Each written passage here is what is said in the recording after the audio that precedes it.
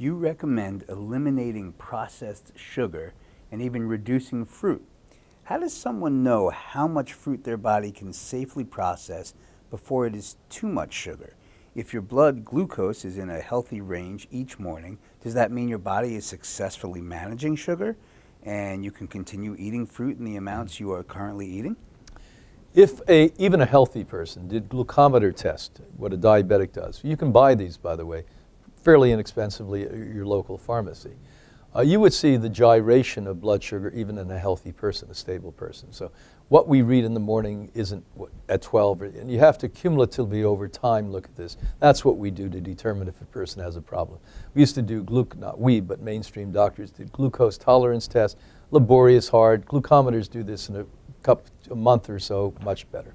Now with that said, when we were still in Boston, the Institute was pioneered and created in Boston. We were the very first lifestyle medicine institute on the planet. We created that back in 1956. The good news is we had a lot of great researchers and scientists that would sneak into the Institute and say, let's do some work tonight when nobody's around at the labs.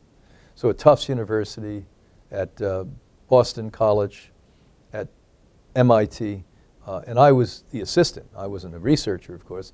I went over and we did a study on how much sugar you can put in the bloodstream before it becomes a problem. And here's the numbers to make this understandable by the listeners out there. When you're really healthy, and what does that mean? You have no signs of cancer, no signs of viral diseases, no signs of bacterial diseases, no signs of fungal diseases, no signs of yeast diseases, no signs of low blood sugar, which is what, hypoglycemia, or high blood sugar, which is diabetes. That now takes it down to about 15% of the population we're talking about, and the number is similar. So you can eat up to 15% of your diet is ripe, organic fruit. Now that caveat's a problem. Where do you get ripe fruit? Unless you grow it in your backyard or go to You Pick strawberry place or You Pick apple place, you don't get ripe fruit. There is no commercial, including organic, fruit company that picks fruit ripe.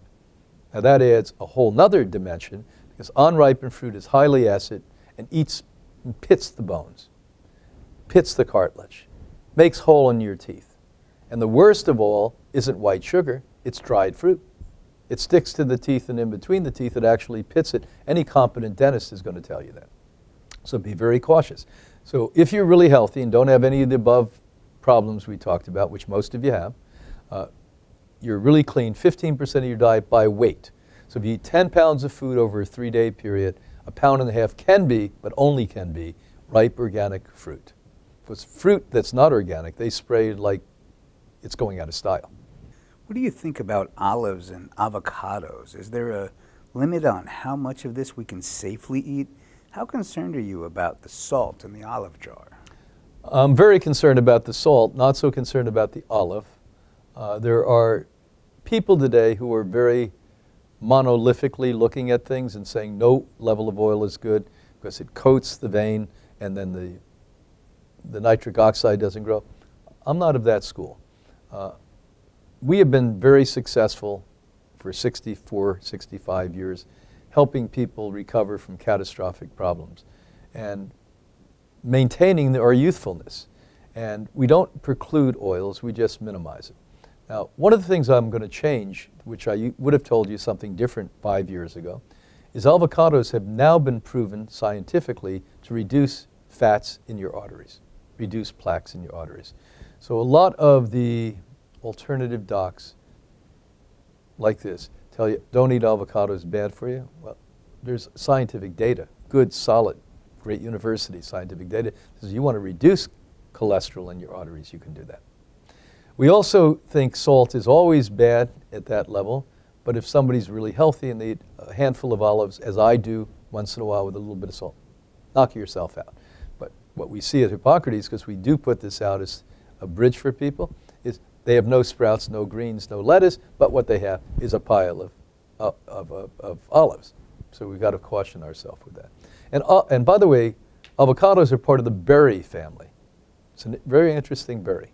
How do we protect ourselves from 5G wireless? Well, I'm going to tell you a story about this. Number one, I hope it's still online. The industry will take it down. The most important documentary on 5G is called 5G Apocalypse. Please look at it. On my podcast and radio show, I interviewed the young man that created that documentary. He, as I knew in the past, brought military people on that said 5G for at least 75 years has been used to maim and to kill people.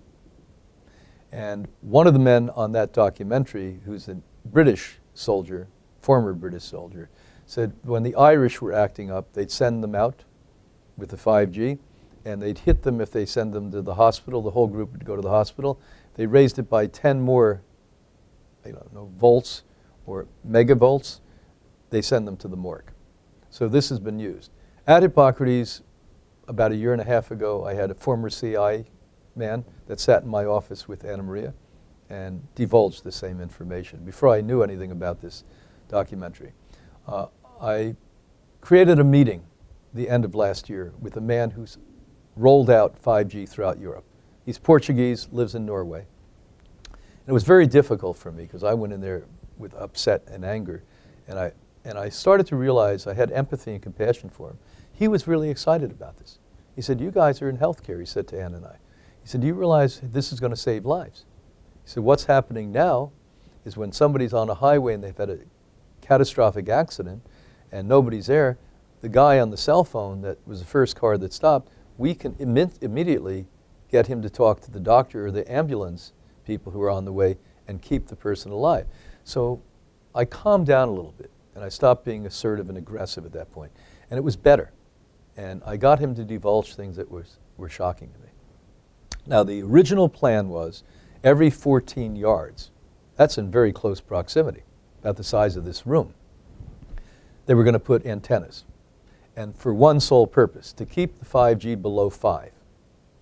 Now, first question I asked him, do you have biological evidence that 5 cumulatively over time won't hurt you? He said, "We don't think so."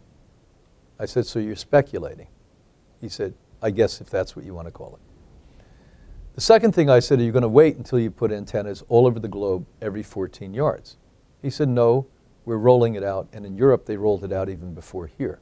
First place in the United States, they rolled it out 6-7 months ago was Chicago. But in Europe, 5-6 years ago. They're using the cell towers.